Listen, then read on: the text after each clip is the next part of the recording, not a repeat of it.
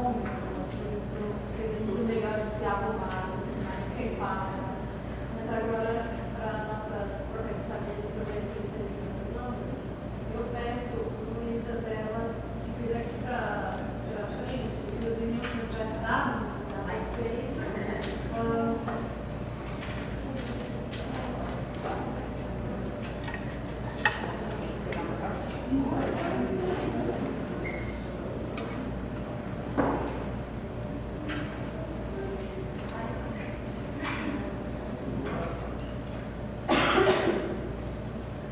Então, a ideia para essa primeira rodada é que a gente se conecta com o que cada um já sabe, já vivia. Com as plantas, convidei essas 4 pessoas maravilhosas para compartilhar com a gente. Uns 10 minutos, 15 minutos cada um, mas com a intenção de depois abrir a roda e a gente fala um pouco entre a gente. E compartilhar essas experiências e nosso conhecimento, o que vem na mente. O que nos move em relação a esse tema. Então, vou passar o microfone e peço cada um de se apresentar.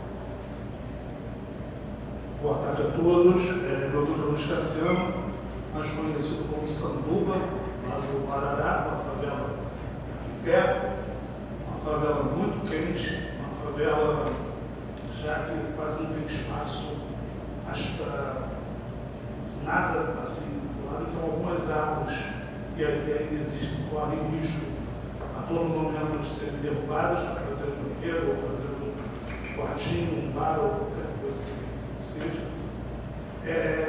E aí, nessa favela quente, eu, como transpiro muito, eu sofro muito com calor, eu tive um dia uma ideia de fazer um telhado verde. E essa ideia veio de amigos meus que viam o meu sofrimento ali de calor. E aí um dia um amigo meu falou, você vai fazer um telhado verde. Aí, o que é um telhado verde? Primeiramente eu já pensei, pintar um telhado verde, não é isso não. É vegetal telhado. Aí quando eu era adolescente, eu vivia num lugar que era Mata Atlântica. Então não tinha muito contato com mata, liga. E aí eu fiquei pensando, hoje eu estou morando numa favela, as pessoas não estão perto de mim. Então, o que fazer é entender o que é esse telhado verde e vamos fazer. Hoje meu telhado verde está fazendo agora menos de 10 anos. Não ficou só no telhado verde, eu acredito que hoje virou um jardim suspenso da Arairone, eu acho. Porque é muita planta e as pessoas às vezes não pensam que eu sou louco. Mas sempre também uma selva, eu acho que ainda é pouco, ainda sei tudo. Então, assim, esse telhado eu trouxe uma qualidade de vida melhor. Ontem mesmo eu estava comendo as acerolas que passou lá, muito bacana. E assim, fico muito feliz de ver também pássaros, borboletas que vêm visitar. Eu acredito que eu vou fazendo alguma coisa interessante com o ecossistema. Eu acho que as borboletas, os pássaros, vêm ali como um oásis para eles ali, para repousar e de repente se alimentar com alguma coisa. Então, assim, eu acredito que eu, como não sou egoísta, eu pretendo não ter esse telhado só nessa favela. Tenho ideia de ter mais e mais e mais, para ver se pelo menos aquele pedaço ali ficou um pouco mais agradável. Então, estou trabalhando com essa para a gente ver se a gente consegue recursos, fazendo editais, para a gente tentar conseguir constituir essa ideia na cabeça dos moradores, porque eu entendo que é um pouco difícil, é novo, isso ainda na favela. Geralmente as pessoas da favela, quando sentem calor, recorrem ao ar-condicionado ou ao ventilador, e talvez seja a última coisa que eles pensem realmente fazer o que eu fiz, vegetar o telhado. Então, esse é o recado do Tapu Verde Favela, da iniciativa que eu tenho. Espero multiplicar essa ideia e, por favor, compartilhe essa ideia. Eu tenho um grupo no Facebook, vários vídeos no YouTube. E feliz da vida por estar aqui, Cidade Floresta. E estamos para fazer telhados e deixar as favelas do Rio de Janeiro mais boas.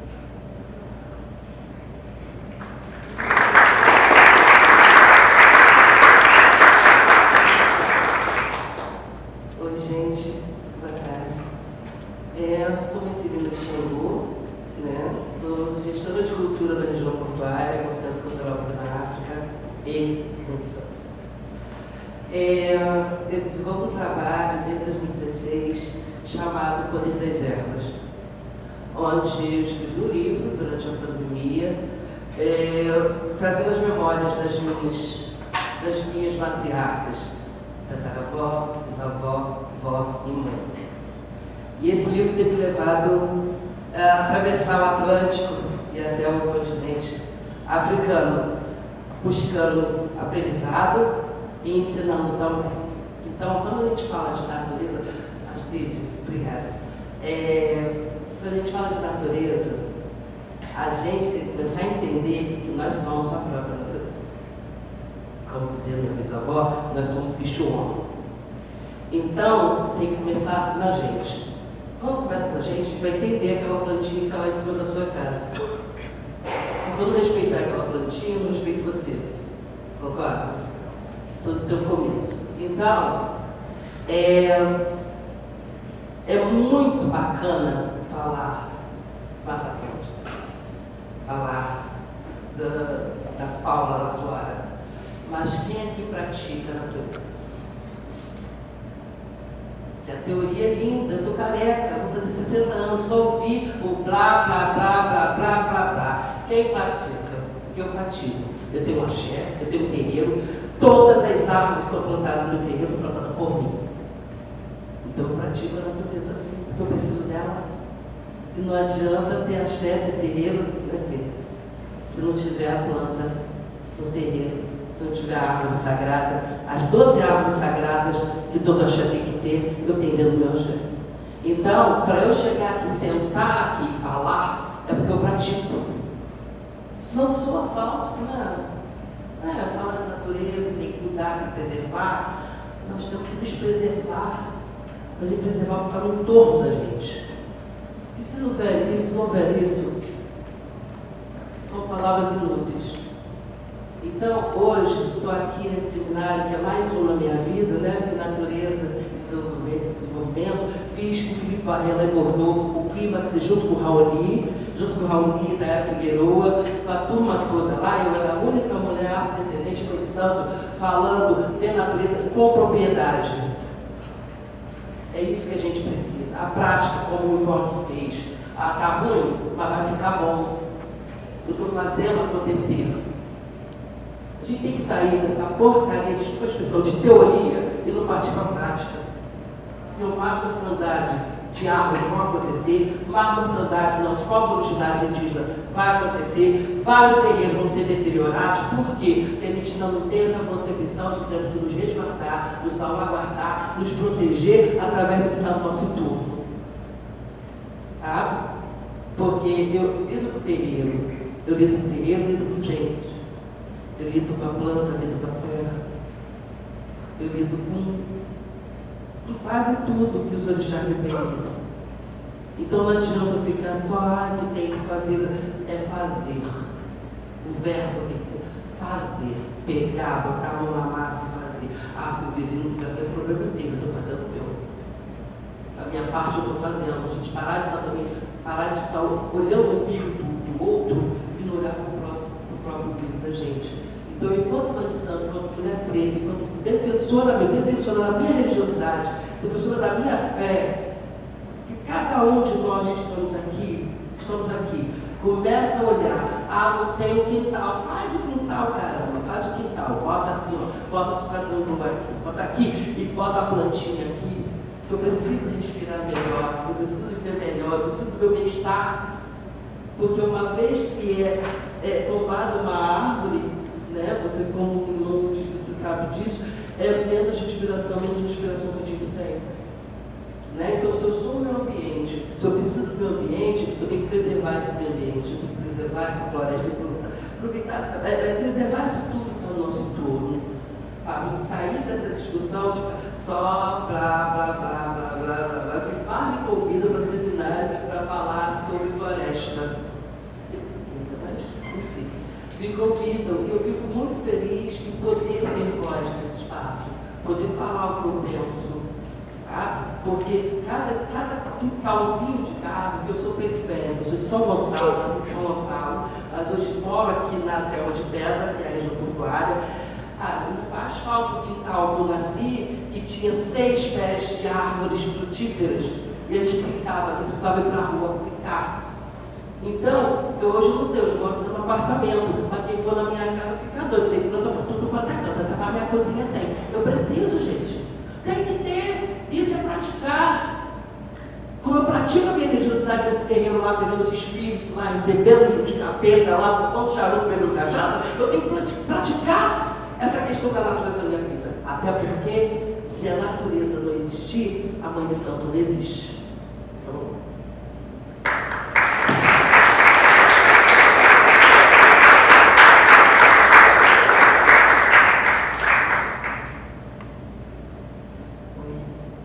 Oi.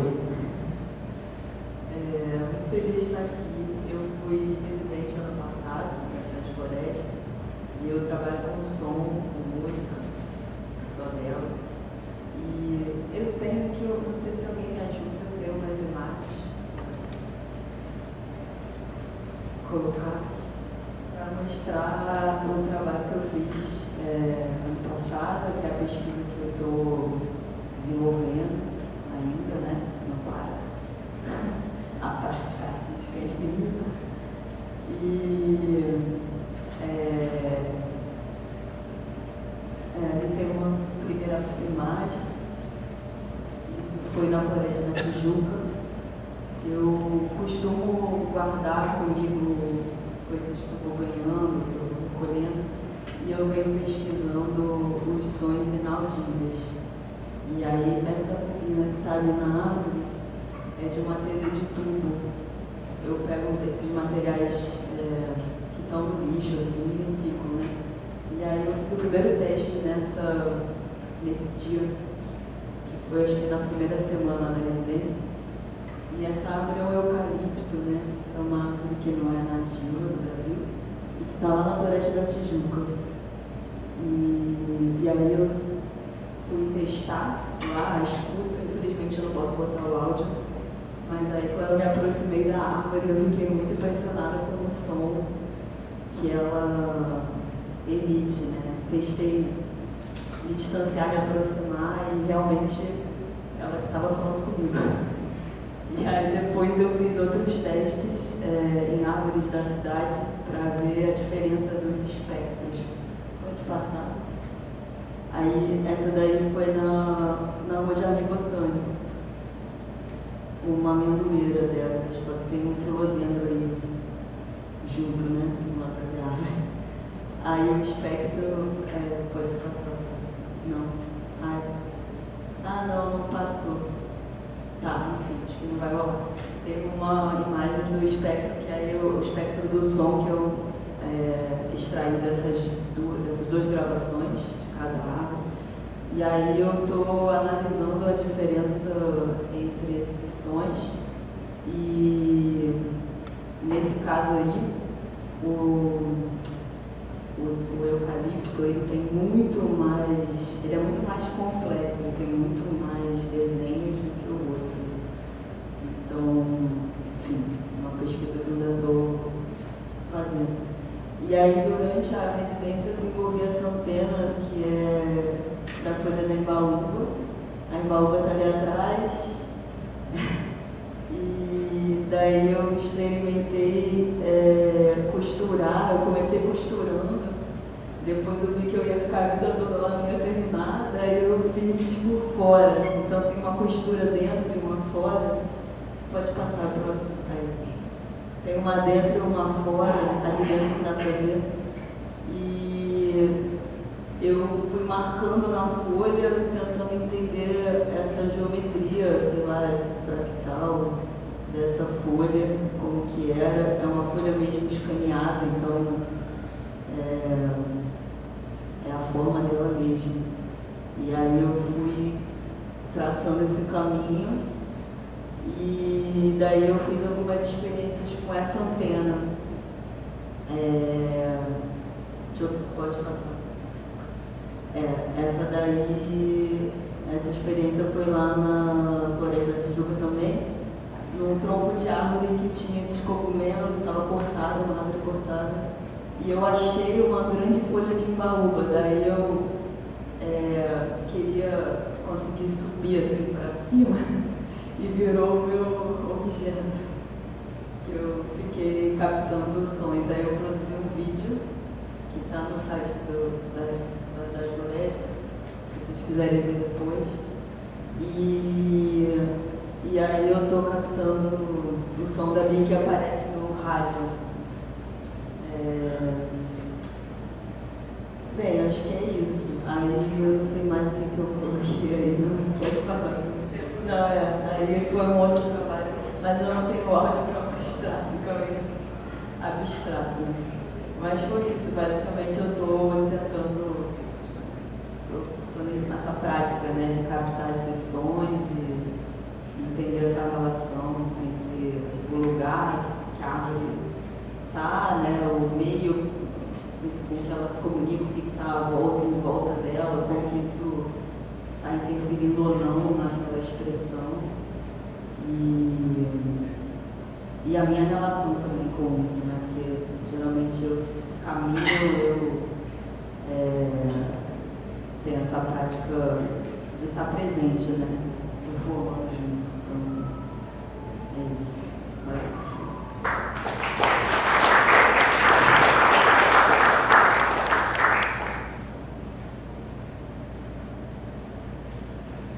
Boa tarde. Muito obrigado pelo convite, a gente dividir espaço com essa galera boa aqui. Muito obrigado a vocês por estarem aqui para a gente conversar. Bom, eu sou Denilson, eu sou uma pessoa de origem indígena, sou natural do Amazonas, especificamente de uma região chamada Rio Negro, que fica no oeste amazônico, na fronteira do Brasil, com Colômbia e Venezuela. Atualmente eu estou morando em Niterói, onde eu fiz meu QG para caminhar pelo mundo. Bom, antes de tudo, sou uma pessoa do movimento indígena amazônico, em especial do movimento indígena do Rio Negro, e por acidente do tempo, sou artista visual, enfim, trabalho com plataformas, suportes diferentes, desde pintura até códigos de programação, vídeo, áudio, enfim, o que for possível de experimentar nas plataformas existentes e imaginadas ainda, eu gosto de experimentar. Antes de começar a falar sobre o que eu pensei em compartilhar com vocês, como cria do movimento indígena amazônico, eu queria prestar uma homenagem a uma pessoa muito importante no movimento indígena brasileiro, no movimento indígena sul-americano, que é a dona Deolinda do povo Dessano. Ela faleceu ontem em Manaus e ela é uma das fundadoras da primeira organização indígena do Brasil, que se chama AMARNE, que é a Associação das Mulheres Indígenas do Alto Rio Negro, que é uma organização de 89, a primeira organização indígena do Brasil é a AMARNE, e teve a dona Deolinda como cofundadora. Então é uma pessoa muito importante para qualquer pessoa do movimento indígena brasileiro, sul-americano, e é uma pessoa muito importante para a luta das mulheres indígenas no Brasil e na América do Sul. é a organização que foi exemplo para a criação de outras organizações indígenas no Brasil, e que eu tive a chance nessa vida de ser amigo e de ser neto também, mesmo que não sanguíneo, porque ela é de um outro povo, uma outra família, mas com que eu aprendi muito a ser quem eu sou e a pensar como eu penso, e aprendi muito sobre o que é movimento e o que é coletivo político. Então, se eu sou hoje uma pessoa do mundo da arte que pensa o modo como eu penso, graças a ela e a outras pessoas que eu tive a chance de conhecer na minha vida. Então, a dona Deolinda, eu não gostaria que ela fosse esquecida como tantos líderes indígenas no Brasil foram esquecidos, e eu queria prestar essa fala a ela hoje como uma forma de homenagem.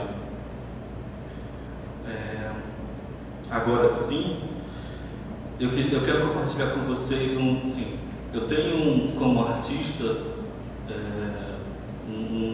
uma curiosidade de entender o mundo indígena, em especial o mundo Baniwa, que é da nação que eu faço parte, de entender o mundo Baniwa e o mundo exterior ao mundo Baniwa, e como esses mundos se confluem e como se comunicam a partir de experimentos físicos, metafísicos, filosóficos, de história também, de documentação oficial e não oficial no Brasil.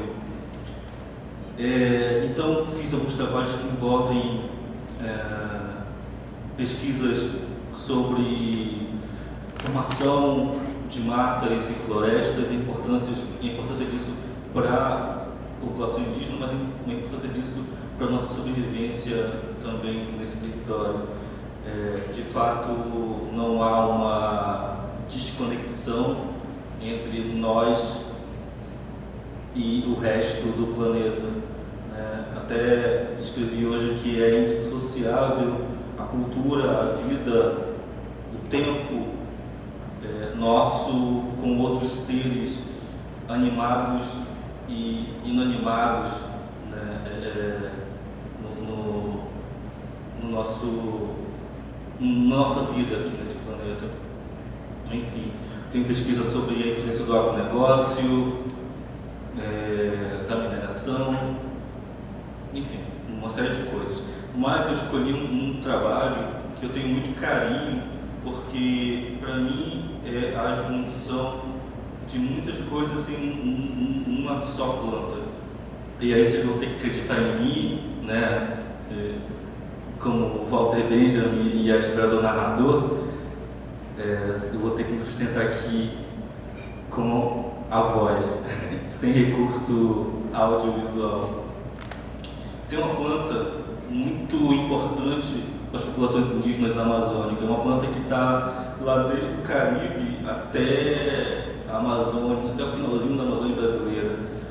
Tem no Rio de Janeiro também, ali o Burle-Marx, trouxe ao Rio de Janeiro, e essa planta se chama paxiúba, é uma palmeira, e ela tem raízes aéreas, sabe, essas raízes que ficam para fora da terra, e raízes superficiais na terra. Bom, a paxiúba, ela, para o mundo Baniwa amazônico, ela é importante de muitas maneiras. Ela se constrói casa com ela, se constrói embarcação, se constrói ferramentas, ferramentas de caça e de utilidade doméstica, se constrói artefatos usados em rituais, e também é com a paxiúba que se faz as flautas, ditas flautas sagradas, né? E a paxiúba, pela cosmologia de muitos povos do Rio Negro, inclusive dos Baniwa, a paxiúba ela é o fêmur de uma entidade chamada Kovai. No início dos tempos, quando a gente ainda não existia os proto-humanos na Terra, que conviviam com os seres extraordinários daquela época, Konyan, Pirikuri e Yamajo, que criaram o universo e o mundo e tiveram filhos, incluindo Kovai. Kovai é quem legisla o nosso mundo e é quem, num momento de ira por desobediência nossa, ele coloca fogo no mundo e renova a humanidade. Quando essa humanidade é renovada, ela tem a memória dos antigos humanos que existiam e se vingam do Kovai, jogando numa fogueira onde se transforma em todas as fotos sagradas e em conhecimentos de veneno, plantas de veneno e plantas de cura. E pelas cinzas deles se ensinam à humanidade esses segredos. E Kovai é quem ensina ao povo Baniwa a arte. Então, a música, a dança, a pintura, o fazer da cestaria, de todos os objetos bonitos para o povo Baniwa, é Kovai que ensina. E o feno se transforma em paxiúba, que é utilizado por essas coisas que eu já disse antes: fazer casa, utensílios e as flautas. A paxiúba para mim é muito importante, e o motivo que eu quero compartilhar com vocês é que para mim é uma metáfora dos movimentos que fazemos na vida. A paxiúba, ela contraria o que a gente entende por uma árvore, que tem até uma coisa que minha mãe falava: você vai ficar parada igual uma árvore, né, estático. A paxiúba, ela, quando sente falta de luz solar, caiu um alfinete.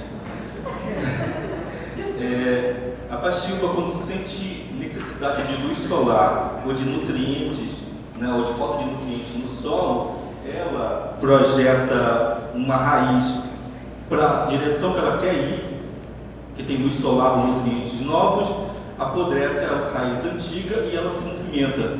Então tem estudos científicos que dizem que uma paxiúba pode andar até 10 a 15 metros por ano. Então é uma planta que anda. E ela se movimenta, né, fugindo de um lugar árido a ela. E digo que é uma metáfora sobre os movimentos que a gente faz, porque constantemente essa árvore tem se movimentado com mais frequência por conta do que a gente já sabe que acontece no Brasil: queimada, desmatamento, avanço das cidades, avanço dos campos, enfim, essa árvore tem se movimentado à procura de lugares menos áridos. Como nós, nas nossas vidas, nas nossas idas e vindas e nos nossos movimentos, né? Em algumas vezes se juntam grupos de paxiúbas para se fazerem presentes num conjunto que consigam dar condições para nascer novas paxiúbas. Então a paxiúba, ela é importante no conjunto cotidiano das nossas coisas, no conjunto de construir mundos, porque quando Kovai deu de presente a paxiúba para a gente, ele fez um tubo que se bate no chão e com esse chão se cria a geografia do planeta. E hoje essa dança é ainda feita para relembrar esse momento da criação da geografia nossa. E ela é um exemplo, talvez, da gente no mundo, nas nossas trajetórias. Então eu quero deixar um vivo a paxiúba e a lição que ela ensina para a gente. É isso.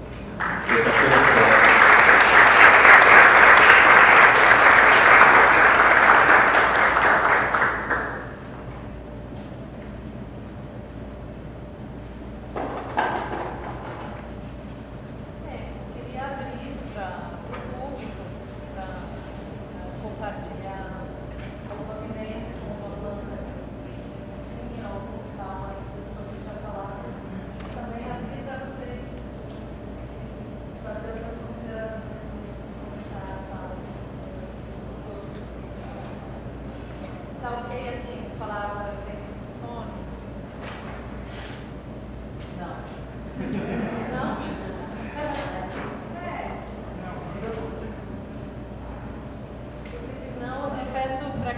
falar, te levantar e vir pra cá pra falar no microfone.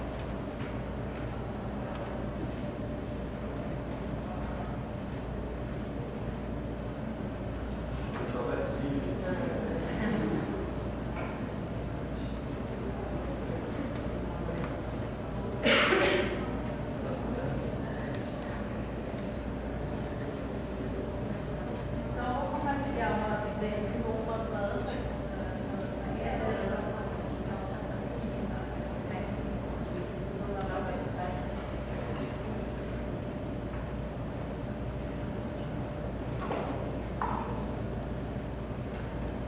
Uma planta que já viveu algumas adversidades, de um fungo que ataca, e na primeira vez ela reagiu de uma forma e ela perdeu quase todas as folhas. E aí nasceu e criou folhas com outro tamanho, outra superfície. E aí ficou salvo um tempo, depois ficou com mais confiança, crescendo mais rápido de novo com essas folhas mais finas. Aí veio a ruga de novo. E agora ela está perdendo essas segundas folhas mais grossas, não sei o que, e não soube ver de novo dessa. Mas me parece que ela tem uma memória, ela lembrava na segunda ataca e ela criou uma estratégia. A gente não sabe onde a planta guarda a memória, mas ela tem uma memória, isso tem um jeito de guardar não só uma planta na sua vida, mas através de gerações também. E é um enigma para a gente não pode imaginar uma inteligência distribuída assim. E aí, quando eu sou do campo, eu cresci no campo, mas no campo, muito trabalho, dá muito trabalho plantar. Então, quando eu me mudei para a cidade, eu estava assim, olha, para mim tá bom por enquanto, eu não preciso cuidar das plantas em casa. E durante a pandemia, como muita gente, comecei assim. E eu estou muito feliz agora porque eu estou aprendendo com essas plantas. Elas olham para mim e me ensinam coisas sobre resiliência, por exemplo. Porque ela não pode ir embora, mesmo que essa palmeira, até essa palmeira conseguiu achar um jeito, mas em geral eles têm que ficar. E aí, talvez a angústia que a gente sente no planeta, ameaçada do jeito assim, que a gente sabe que a gente não tem como fugir. Eu mesmo que alguns acham que eles vão para Marte, mas eu não vou junto não, eu vou ficar aqui. Então essa situação nas cidades também, que alguns vão poder fugir, outros vão ter que ficar nessas cidades mais habitáveis. E aí as plantas, me parece que elas falam mais fortemente do que para mim, do que 20 anos atrás, quando eu só quis fugir do campo e ir para a cidade mesmo, que tem a sua importância. E aí, alguém? Bom, eu tenho uma curiosidade, então,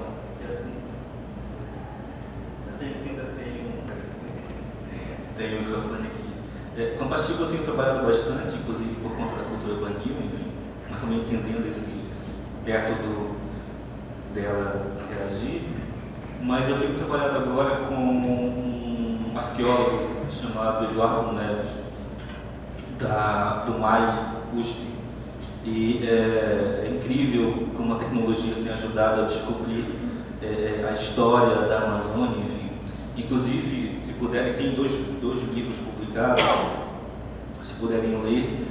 Uma das coisas mais interessantes que eu gostei de saber é que, por mais que a gente ache, essa coisa da gente plantar nosso jardim, né? Por mais que a gente ache que a floresta toda, inclusive a Mata Atlântica com certeza é uma das florestas mais novas e é toda plantada, né, por humanos, muito recentemente. Mas a floresta amazônica também, por esses estudos, é uma floresta plantada, tipo um grande jardim de povos originários que plantaram aquele lugar há milhares e milhares de anos, né, que a gente tem destruído há poucas dezenas de anos. Isso é muito interessante, imaginar uma floresta do tamanho da floresta amazônica como um lugar cultivado e não uma floresta natural, né?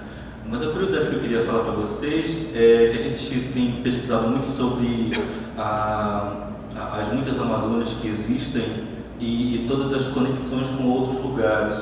Então, tem uma descoberta um pouco recente, mas não tanto, das grandes migrações, não migrações, mas do trânsito constante antes dos europeus chegarem, de povos originários daqui com povos da Indonésia. E uma das provas disso é que a batata doce, que é natural da Amazônia, está na Indonésia e se descobriu, assim, por métodos arqueológicos, que havia uma conexão muito grande entre Indonésia e Amazônia, né? E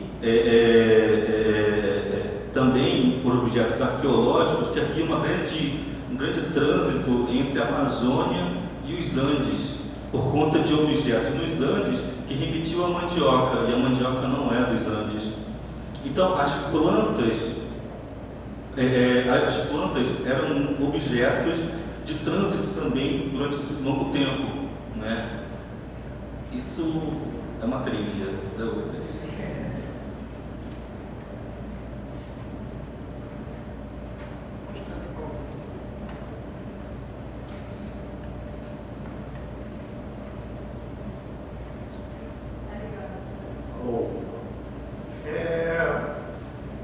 Acho que a gente falou, eu fiquei pensando, né, assim, como eu pesquiso, né, na favela, eu tenho meu jardim na minha casa, mas eu considero que toda a favela, ela também é o meu quintal, né? Então, eu fico observando muito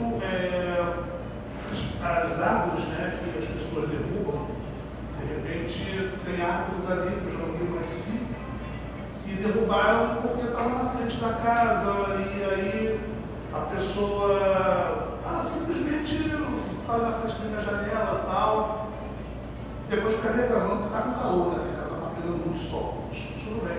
Mas essas árvores todas, eles cortam bem baixo, né? Cortam bem baixo, e pensam que elas estão mortas. E aí, vai se passando o tempo, você vai vendo que vai. Aí não é só um, parece que ela já vai pelo lado, assim. Então, a pessoa pensa que se livrou, né, de um, e quando que vê, acho que é coisa por baixo, então aí já começa a levantar a calçada, já começa a descontrolar o muro da pessoa. Então, eu acho que as pessoas pensam que está se livrando, né? Simplesmente a cortei, acabou, beleza. Mas não é isso. E aí ainda tem a ajuda dos pássaros, né? Que é legal pra caramba, porque eles vão ali, né? Fazem as necessidades dele ali, no telhadinho ali em cima e tal. E aí vai nascendo ali, né, a árvore. Então, tem umas que eu acho muito curiosas, que de vez em quando parece que bota num lugar estratégico, ele bota entre uma casa e outra. Aí a árvore começa a crescer ali, desculpa, que sacanagem, meu irmão. E bota ali, aí você, cara, aí eu fico pensando assim, acho que eu devo avisar pro morador que aquilo ali vai, daqui a 5 anos, aquele muro vai ou para um lado ou para o outro. Então, deixa eu falar, mas assim, eu acho que eu gosto de ver, né, o que vai acontecer. Essa coisa de ficar esperando acontecer alguma coisa. Mas, assim, é muito legal saber que também não só eu que faço os legados verdes na favela, os passarinhos também ajudam a nós.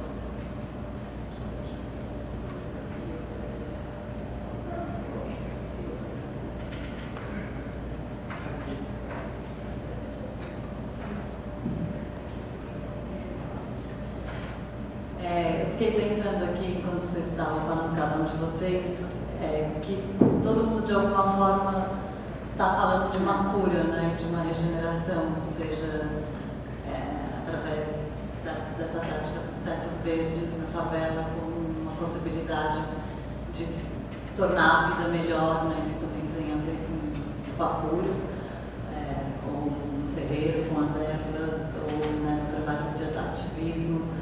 Através também do processo artístico, que talvez seja até o único que eu enxerguei assim como indo no sentido contrário, né? Enquanto tentando levar a floresta para dentro da cidade, ou, né, para dentro da vida pessoal de cada um, você que é da cidade, suponho, né, foi fazer um movimento de ir em busca de outras coisas nessa floresta também e criar outras conexões? Na real, eu cresci em cidade, mas minha família toda é agricultora. Isso é um precedente. Então, eu sou a primeira geração da cidade. Aí eu fiquei pensando muito como que vocês entendem essa ideia de cura, né? Dentro da prática de vocês, desses processos de regeneração, qual é a importância disso, como isso se reflete na vida de vocês e na vida coletiva, né? Porque eu acho que é muito sobre isso também.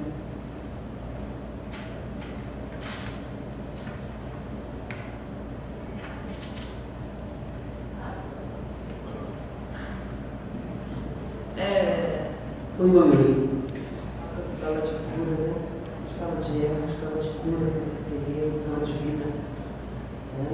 Então, para eu ter as ervas, você tem plantado, né? Ele tem uma vida. Normalmente, eu, quando medição, eu uso essas ervas para cura.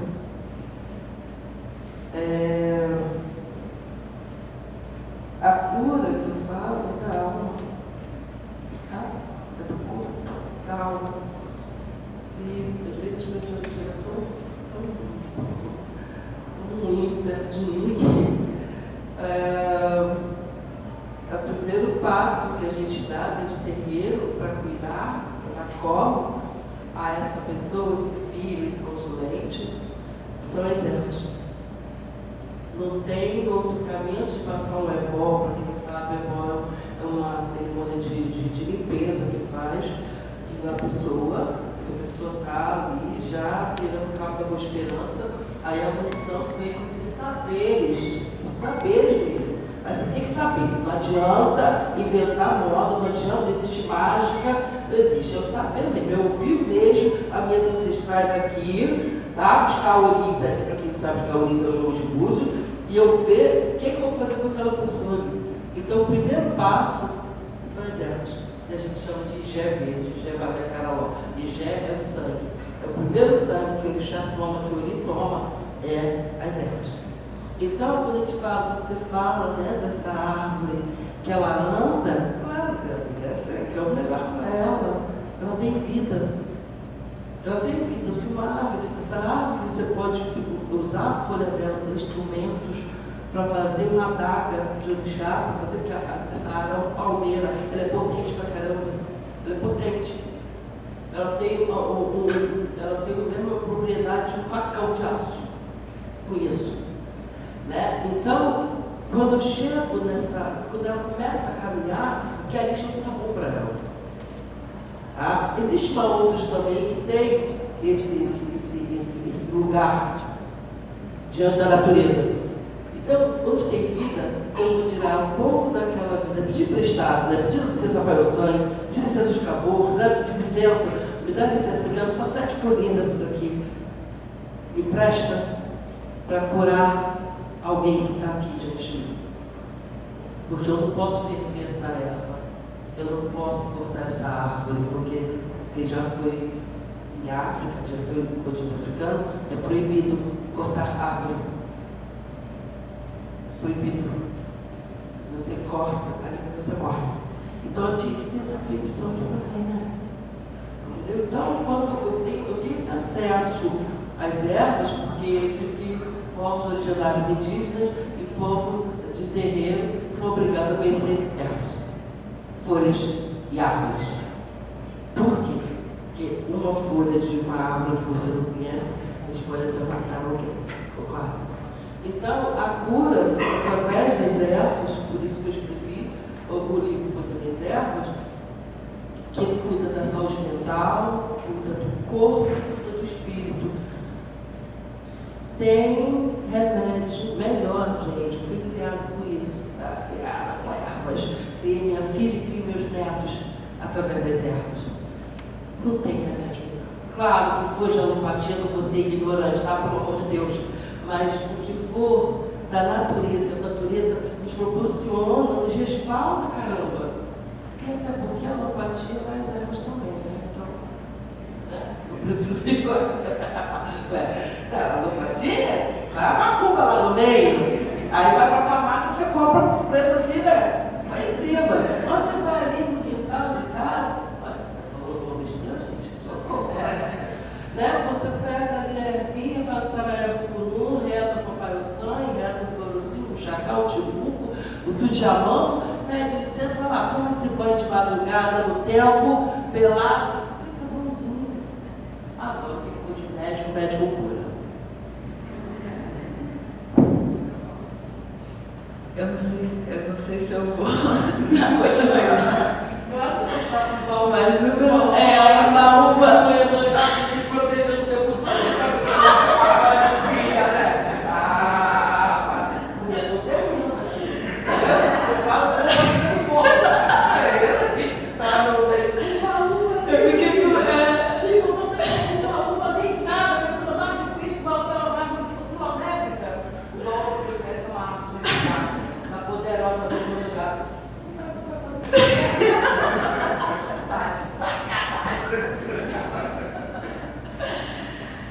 o pior é que assim, eu comecei a trabalhar com Embaúba desse jeito, eu tava andando na rua e foi assim. Ela apareceu na minha frente daí, porque eu trabalho muito através da intuição e as coisas vão acontecendo assim. Inclusive uma coisa curiosa que te ouvindo eu fui lembrando, a minha tataravó era benzedeira. E no dia que a Astrid me convidou para vir aqui, eu estava no ponto de ônibus sentada e tinha uma mulher do meu lado. E aí ela começou a falar da cidade, que eu estava em São Paulo, né, que enfim, só concreto. E ela estava assim, meio se lamentando, né, estão derrubando as casas, agora só tem prédio, não sei o quê. E começou a lembrar da infância dela e começou a falar da mãe dela que tinha morrido. A gente entrou no mesmo ônibus e a conversa continuou. E daqui a pouco ela começa a falar, não, porque minha mãe era uma pessoa muito querida. E quando ela morreu parecia festa. Todo mundo foi lá em casa, fez comida, ficou o dia inteiro festejando. Aí eu falei, não, que minha mãe era benzedeira. Aí eu fiquei, que maneiro. Aí ela começou a me mostrar as fotos da família.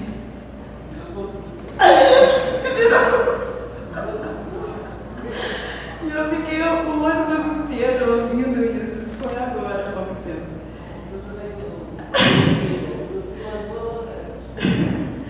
E, enfim, e uma coisa que eu esqueci de falar quando eu estava falando é que a embaúba que apareceu para mim, ela é uma árvore que ela refloresta, né? Ela faz o trabalho de reflorestar. E essa mata nossa da Tijuca, a Praia da Tijuca, foi toda replantada e a embaúba foi muito utilizada, né, para ajudar a regenerar, porque ela é uma árvore muito resistente,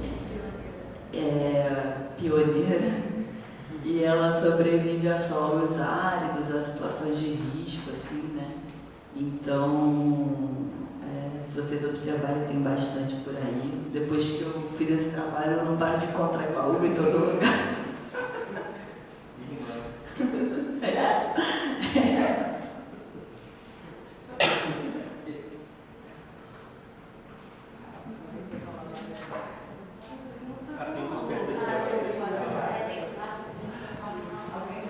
Uma coisa pra gente. Não, tem outro aqui, ó. Quer falar?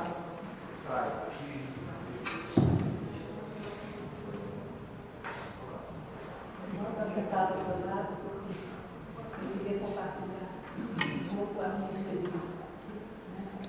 E a minha experiência é uma preocupação muito grande que a gente tem ecológica, que eu há muitos anos. E aí, se voltando para a minha casa, a preocupação realmente em trazer a natureza para dentro da casa. E não fiz o telhado. Então, começa a ter ervas, plantas, frutas, passarinhos, isso tudo ela colocando.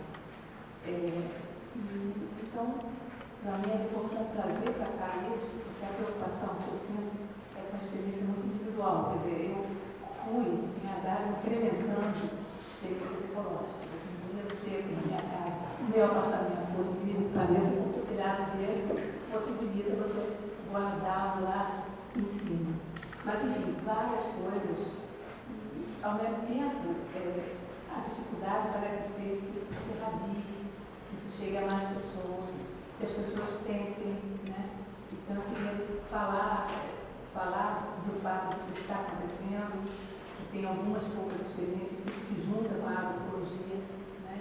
É a agricultura urbana, as plantas, de repente, estou descobrindo que estão com muitas plantas, as plantas alimentícias não convencionais, que são bem típicas da agricultura urbana, a gente poder valorizar as plantas que a gente considera mato, que estão na rua e que são super comestíveis, né? Então, é um mundo de descobertas, né? E eu acho que a gente precisa tocar muito, então não queria deixar de falar, fazer esse comentário. Acho muito legal isso, fiquei super feliz agora, né? Saber que eu não estou sozinho nessa, né? E punks, né? Você falou sobre punks, eu estou agora descobrindo cada vez mais os punks também, até porque geralmente as pessoas pensam, tem que pegar o verde, então dá para fazer uma horta, dá para botar alface, geralmente a pessoa fala em verdura, já pensa que alface é grão, né? Conta-se nos dedos, né? O que vende no hortifruti. Aí eu tenho, verdade, Tailó, será? Mas eu como isso, eu digo, a minha verdade agora está caindo na frente da janela, estou conseguindo até abrir a janela e pegar a verdade dentro desse. Então, o Chaya, conhece Chaya? Então, o Chaya está dando bem também lá em casa. E eu acho que é uma fuga, né? Porque, vamos dizer, depois da pandemia, a gente teve, quer dizer, para mim foi muito difícil, por mais que eu moro do lado do CADEG, né, que é um centro de abastecimento e tal, achei muito difícil para comprar verduras, até porque minha mãe, está com 93 anos de idade agora, ela não gosta de comer sem verduras, mas só que ela, engraçado, ela nasceu na roça, não come taioba, não come cerrado, não come nada disso. O negócio dela é só chufunte com agrotóxico. E aí, eu acho que ela está viciada na agrotóxico. E aí, aconteceu isso. E aí, não, nem pensar. Eu faço uma saladinha de vez em quando. Qualquer coisa. Mas ela quer plantar couve e tal, e não dá. Sobre assim, o telhado verde também tem uma coisa legal, que vamos dizer, leitura, né? Leitura, vamos ler, vamos fazer um telhado verde. A maioria dos livros de telhado verde são europeus, né? Então, quer dizer, como que eu vou copiar a técnica da Europa na favela e ali bate 41 graus da velocidade? Não vou falar isso. Então, não vou falar isso. É chapa quente, é chapa quente. Então, não adianta pegar uma técnica, né, da Europa, então eu tenho que fazer experiências. Então, tudo que é mudinha que eu arrumo, eu vejo até na rua mesmo, a gente chega nessa fase, né, não pode ver nada. Eu vou experimentar em cima do telhado. Né, às vezes algumas observam, outras morrem, né, mas eu sempre com essa tentando, assim, tentando catalogar, né, mas tantas que às vezes a gente perde a conta e não sabe nem mais o que aconteceu. Mas, enfim, muito obrigado Vamos fazer essa troca. Vamos sim, muito feliz da vida de saber que tem gente fazendo telhado verde aqui no Rio de Janeiro.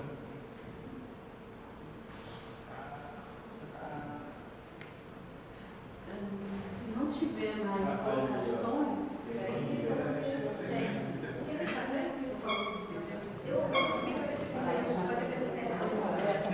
Vamos sim.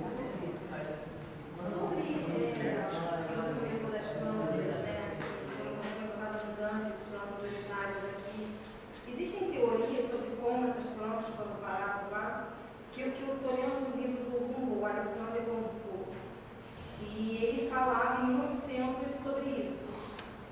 E eu fiquei muito curiosa, agora você comentou, e existem teorias de como isso foi parar? Então, tem o livro do Eduardo Neves, pesquisador Leonardo Neves, que é um grupo de arqueologistas brasileiros e não brasileiros que estudam isso. Mas assim, eu falei migração, não é migração você não precisa de um lugar para o outro e não volta mais, né?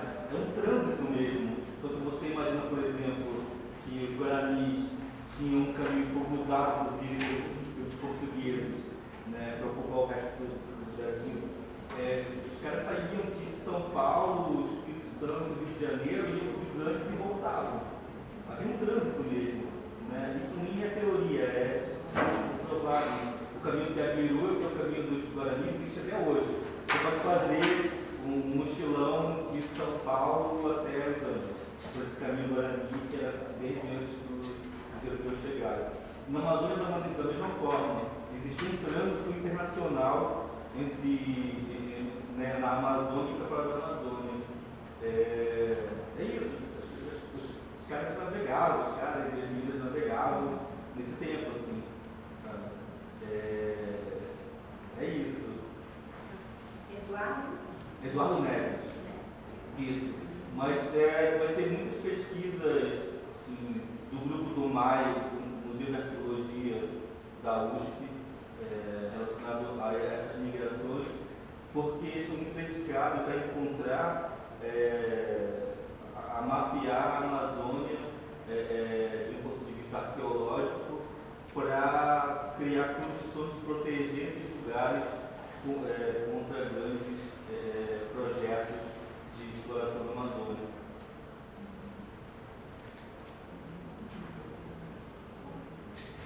Boa tarde.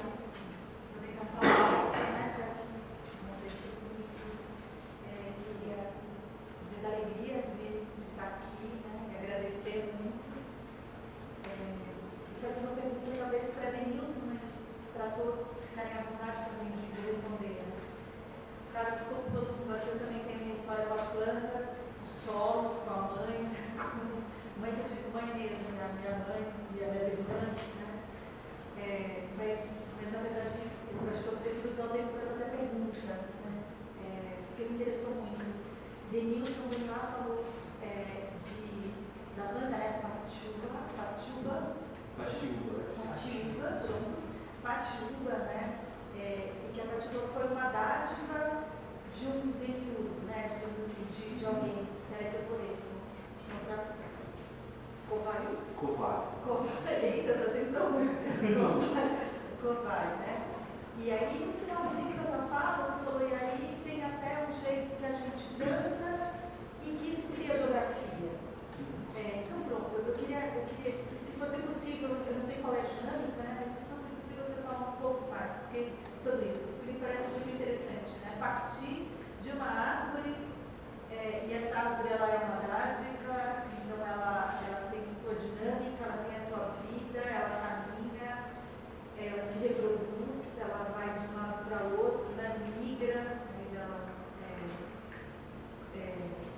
ocupa, né, vários espaços, vai ocupando vários espaços, e ao mesmo tempo, com ela é possível criar geografias. Criar geografias é quase uma metáfora para criar mundos, né?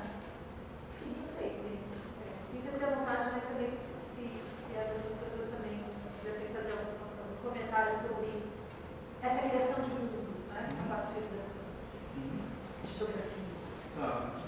Não é segredo os povos originários daqui ou de África que as plantas são dádivas de quem estava aqui antes da gente. Né? Assim como vou mudar da Patiúba para Embaúba, a Embaúba é o número de Covai, e com a Embaúba, que é uma planta também sagrada, enfim, com a cinza se faz um dos compostos para tornar a argila, a cerâmica resistente à queda. Você mistura lá com argila e com outras cascas de árvore, com cinzas, né? E ela cria essa resistência na argila, né? É tão resistente que tem cerâmicas aí de 10 mil anos, lá, o Marajoaras, né? E também da Embaúba se extrai uma outra cinza queimada de uma parte da Embaúba, que se mistura a uma outra planta, e ele metaboliza, não sei como é a palavra, mas ele metaboliza o paricá, que é um tipo de rapé de plantas professoras, que não é esse rapé que se vende aqui, né? É um outro. E quando falo em geografia na verdade, segundo alguns povos ali do Rio Negro, ela é criada a partir do som que se bate no solo. O instrumento, né, para isso, que era a baxiúba, ela é o condutor ou fazedor do som. Então, quem cria a geografia é a vibração do ar, né, que é a sonoridade. E esse momento da criação da geografia e dos mundos, dos rios, né, quando se bate, o som abre sulcos que depois são preenchidos com água e viram rios, enfim, lagos, mares, ou se bate, criam montanhas, morros. Essa dança, ela é uma lembrança desse momento que cova e cria tudo, né? É isso.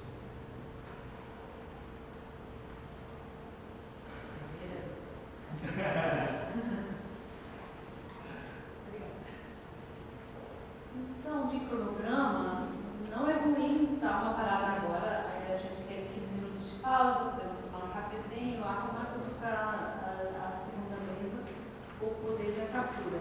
Para fazer um pequeno resumo, só queria falar duas coisas. Uma era que eu fiquei muito alegre agora como a gente falava com a gente, entre a gente, também falávamos com as plantas, elas estavam presentes, não sobre, não esse. E esse agir com é um dos grandes desejos também da cidade floresta, de não mais agir contra, não como essas derrubar a árvore e a árvore vai voltar. Ainda era volta, não? Para a gente também estar nesse cenário aqui. E aí essa violência, o tema da violência vai ser muito um tema da próxima mesa. Aí eu queria trazer uma coisa importante que a gente no planejamento era que a gente começa mais cedo e cozinha junto naquele espaço aqui atrás com as mulheres do CEM. Isso é o Centro da Integração da Penha. Isso não foi possível porque pela segunda vez a nossa tentativa de trabalhar junto no programa de Cidade Floresta é atravessada por uma operação da polícia que impossibilita esse tipo de colaboração não desejada. No SEM acontece um processo de agrofloresta urbana muito potente. É uma coisa muito importante que está acontecendo lá e que não queria deixar de... Agora tem até uma cadeira vazia ao outro lado. Quem deveria estar aqui, que é a Ana Santos, mas também as outras mulheres queriam junto, queriam levar os jovens. Então, teria tido outra dinâmica aqui hoje, se não é possível por causa disso.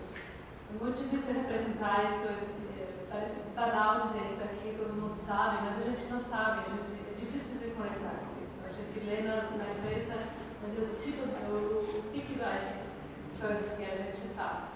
As mulheres adoecem nessas situações, não sei exatamente o que aconteceu, mas a gente pode imaginar.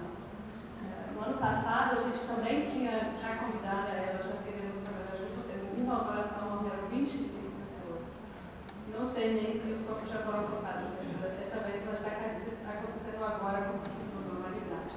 A Cidade Floresta ela tem esse grande desafio para resolver também, de pensar a possibilidade de termos nossos conflitos sem precisar imaginar que a gente precisa primeiro pacificar. Conflitos de uma forma não de uma guerra de extermínio.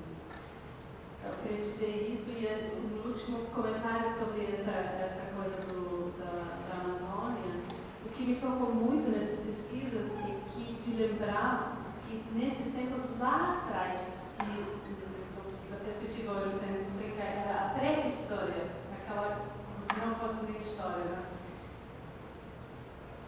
pessoas tomaram uma decisão de viver de outra maneira e voltaram ou criaram esse jeito de criar cultura dentro e com a floresta. Não porque não sabiam fazer cidade, ou construir casa, ou construir império, porque decidiram de não querer viver dessa maneira. Eles estavam em contato com os impérios e com outras formas de vida.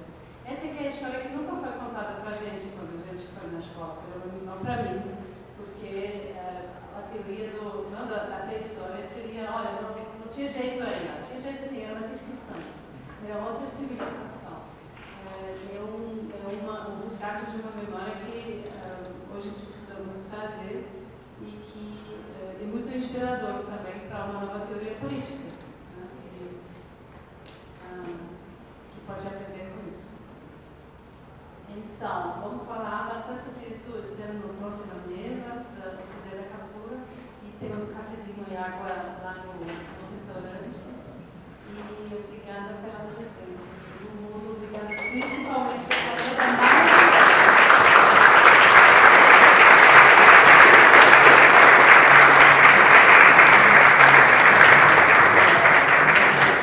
Vou só aproveitar para